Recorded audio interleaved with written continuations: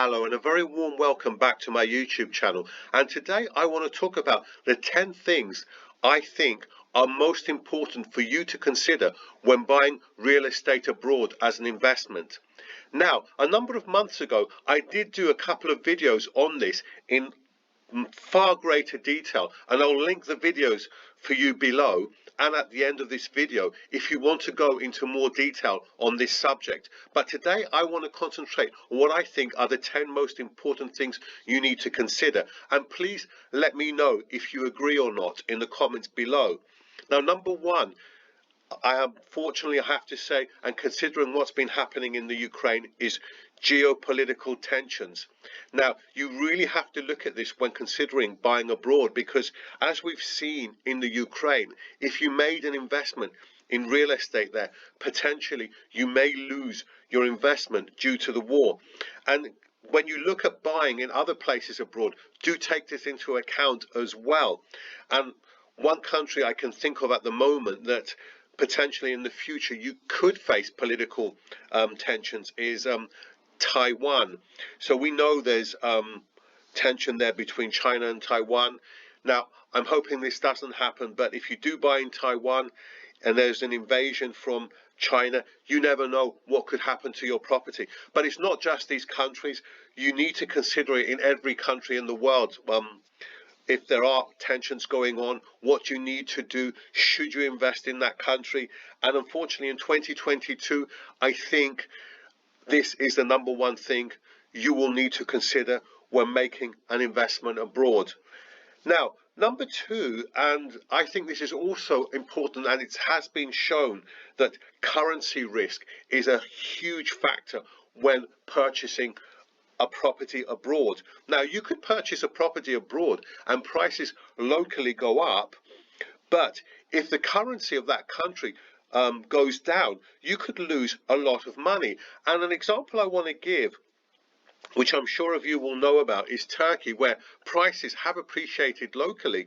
But unfortunately, if you'd invested, let's say, a number of years ago and you had US dollars and invested in Turkey, you'll be showing a loss, but not because prices have not gone up locally. Locally, they have gone up, but unfortunately, the Turkish lira has actually crashed against a basket of currencies, namely the US dollar, the euro, and many other currencies. So, as I said before, this is something you really need to take into consideration. And it's not just in Turkey. I've named Turkey, but there are other countries. Even, for example, the pound against the US dollar, the Great British pound against the US dollar has gone down a hell of a lot if you take the last 5 to 10 years. It used to, I remember, stand at 190, and now it stands 1 GBP only buys you 1.31 US dollars. So you need to take that into account. Number three, I think it's also very important, demographics. Now, this includes things like birth rate, population density, population growth. And I did a video on Manila, which I think is very good from this aspect because the birth rate is high in the Philippines. Manila has a hell of a population density, one of the highest in the world, and the growth will explode in the future. So this puts Manila in a good light and should ensure prices will go up in the future. Contrast this to, for example, Italy, where unfortunately you have a declining population.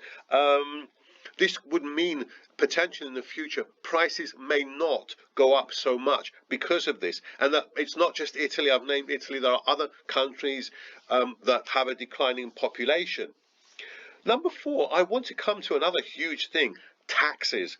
Now, whether you're looking at capital gains tax, rental income tax, property taxes, or even buying and selling your property, taxes, for example, in Hong Kong, like stamp duty, where if you're a foreigner and you buy a property, a non-resident foreigner, and you buy a property in Hong Kong, you're looking at stamp duty of 30%.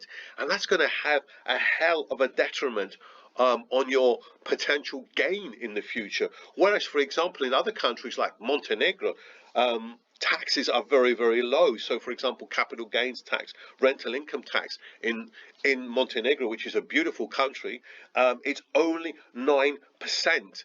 And in other countries as well, taxation is very, very low. So, for example, I'll give another example. Bulgaria, capital gains tax and rental income tax is only 10%.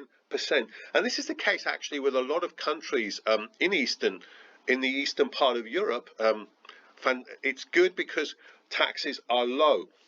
Number 5, you need to look at the economy as well. And when I look at things like the economy, I look at things like total government debt to GDP, GDP growth, interest rates, unemployment, and the like. So, for example, in countries like Estonia and Bulgaria, government debt levels are very low, so taxation shouldn't increase too much in the future. Whereas, for example, in Japan and the US, you could get more taxes in the future. Indeed, taxes are going up in the US simply because the debt levels are so high. The government needs more money from you as a taxpayer, and this could affect the real estate market. Now, number 6, I want to look at local affordability. So I think local affordability is also a very important part of this. So in a country like Bulgaria and its capital, for example, Sofia, or the Black Sea town of Varna, the affordability is actually really, really good. And here you would do things like look at price income ratios. So is it expensive to buy? And for example, in Moscow, the price to income ratio is very high, well above 20. So it's very, very unaffordable for locals to buy in that real estate market. Whereas, for example, in a country like, as I said, Bulgaria and other countries as well, the price to income ratio is much, much lower. Now, number 7, what you also should consider is the risk reward profile of yourself. So if it's your first property, you may not want to, let's say, buy in a place like Cairo, where potentially there is a lot of appreciation that could happen in the future, but it is risky as a first investment abroad. Whereas if you're a seasoned buyer, you may just go for somewhere like Cairo or even a place like Chisinau in Moldova. But if it's if your budget is low, you may not want to do this. Number 8, I want to look at rental yields. So in places like Paris, rental yields are really, really low at on average, about 3%. So you should look at and see in countries where rental yields are higher. Paris, they are low. In London as well, they're not particularly high. So in London, they're slightly above Paris, maybe around the 3.5% gross, which isn't great. And in Rome as well, you're looking at potentially a max of 4.5%. That said, be careful because sometimes rental yields are higher in places where there is a little bit more danger to your property. So for example, somewhere like Kiev, where we've seen what's happened, and Chisinau, which I wouldn't recommend if you're a first-time buyer. Number 9, I think you need to look at transport links as well, to and from the country and within the place you're buying. So for example, I like Botswana. I think it's a great place to buy land and maybe build a property, but it isn't great from the point of view of getting there. There are very few flights to Botswana, whereas for example in somewhere like Alicante in Spain, although there isn't much scope for appreciation in the future, there may be some, it's very easy to get to from most European destinations and from the US as well. You can, even from the US, you can fly into London and then to Alicante, but as I've said, from a place like Botswana, it's not so great. And number 10, finally, the buying process. How long does it take? In a country like England or the UK, it can take a long time from start to finish, often 3 to 6 months. And also, when in the buying process, you need to look at things like title deeds. There have been problems in places like Cyprus, for example, whereas in countries like Estonia and Lithuania, the process is much more straightforward. And that's it for this video. I've briefly gone through the 10 biggest factors which I think you need to consider when buying abroad. But really, I want to know if you agree, if these are the 10 most important. And don't forget to check out my more detailed videos, which I will link below. Anyway, that's it for today. Thanks ever so much for watching, and I'll see you very soon on the next video.